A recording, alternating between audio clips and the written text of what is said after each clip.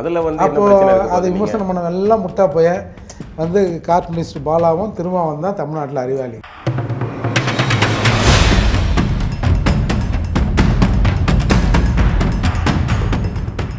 நான் என்ன கேட்டா விஜய் இதுல பின் வாங்கியிருக்கவே கூடாது. இதே வந்து தவறானது.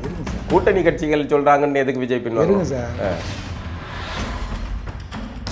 கள்ளக்காதல் தான் பிரச்சனை. அவங்க திருமணம் செஞ்சு சாதாரணமா இருக்கிறோங்கிறது வெளிப்படைத்தன்மைனா இதுல போலி இல்லைல்ல. நீங்க வெளிப்படையா நீங்க ரகசியமா நீங்க யாரு சொல்றீங்க? பார்ப்பனி திமுக தான்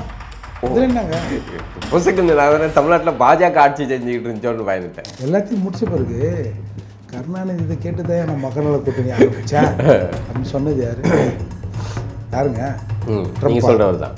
ட்ரம்ப் தானே? நீங்க ஜாமா அதுக்கு ஏன் போட்டாங்களா? நீங்களாம் கிளப்பி விடுறீங்களா? செய்தி கொடுத்தா என்ன பண்ணுவீங்க? அதான் புதிய தலைமுறையில் பார்த்து செய்திங்க.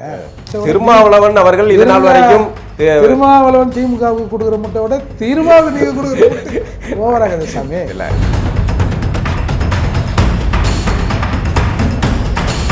சரி, ஆனாலும் வந்து உங்களுக்கு வந்து உள்ளுக்குள்ள வந்து இவர்கள் அதிகாரத்தில் இதுக்குள்ளே போய் உட்காந்துட்டாங்க அப்படிங்கிற ஒரு பதட்டம் வருதா? அதிகாரத்தில் இல்லாதப்போவே வந்து உங்கள் மீது இந்த நடவடிக்கை எடுக்க முடிந்தவர்களுக்கு இப்போ அதிகாரத்தில் நாங்கள் செல்வாக்கு எடுக்கலாம் கூட கொஞ்சம் சொல்லுவீங்க போல இருக்கு.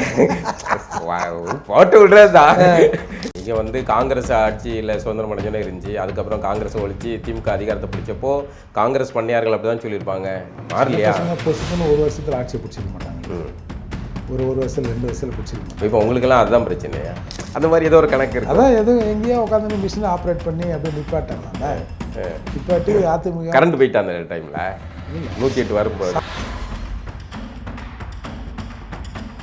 அப்போ இவிஎம் இது இல்லாமல் அவர் சுதந்திரமாக ஜெயிச்சிட்டார் அப்படின்னு அந்த அளவுக்கு நம்ம ஊரில் தற்கொலைகள் நிறைய பேர் இருக்காங்கன்னு அர்த்தம். அது மிஷினை விட மக்களுடைய மனநிலை மொத்தத்தையும் நீங்கள் தற்கொலைன்னு எப்படி சொல்லுவீங்க? மக்கள் வந்து மாறணும், அதிமுக வேணாம் அப்படின்னு ஒரு மனநிலை வந்திருக்கு.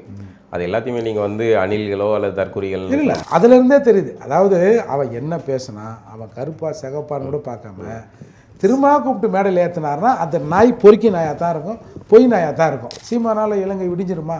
விடிய வேணாம். அந்த குரல், அந்த பதிவுகள் அடுத்த சமூகம், அடுத்த தலைமுறை பேசுது இல்லை. இன்னை வரைக்கும் அதை தக்க வச்சுருக்காரு. இப்போ சீமான் இதை பேசலைங்க, என்ன இருக்கு? எந்த மயிராண்டி பேசியிருப்பான்னு சொல்லுங்க சார். சீமானோட தோல்வி எத்தனை பேர் கொண்டாடுறான்? நான் என்ன சொல்கிறேன், தமிழர்கள் கொண்டாடலாமா?